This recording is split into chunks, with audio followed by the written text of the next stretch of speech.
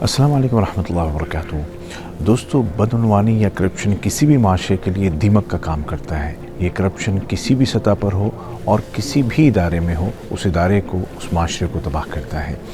इसी करप्शन को, इसी बदعنवानी को ख़त्म करने के लिए कतर ने सन 2007 में करप्शन की रोकथाम के अक़वाम मुत्तहिदा के माहदे पर दस्तखत किया और फिर उसी साल एक इदारे को वजूद में लाया गया जो इस मकसद को लेकर के आगे चले। और फिर 2011 में बाकायदा ये इदारा वजूद में आया जिसका बैनर आपको नज़र आ रहा है, यानी कि इंतज़ामी कंट्रोल और शफाफियत का कतरी महकमा।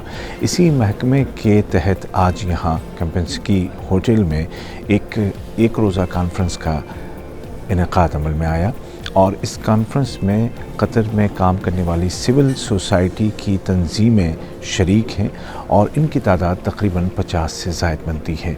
इस कॉन्फ्रेंस के दौरान बताया जा रहा है कि किस तरह से हम अपने कामकाज को, अपने इंतज़ामी उमूर को और अपनी सोसाइटी को करप्शन से पाक कर सकते हैं।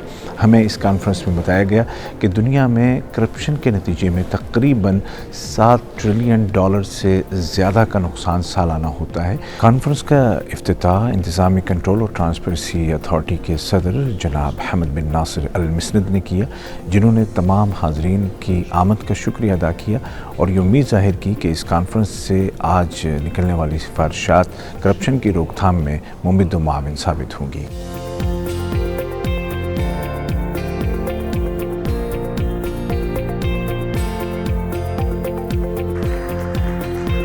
कैमरा पर्सन हसन अशरीफ के साथ कैंपेंसकी पर्ल कतर से मैं हूँ उबैद ताहिर।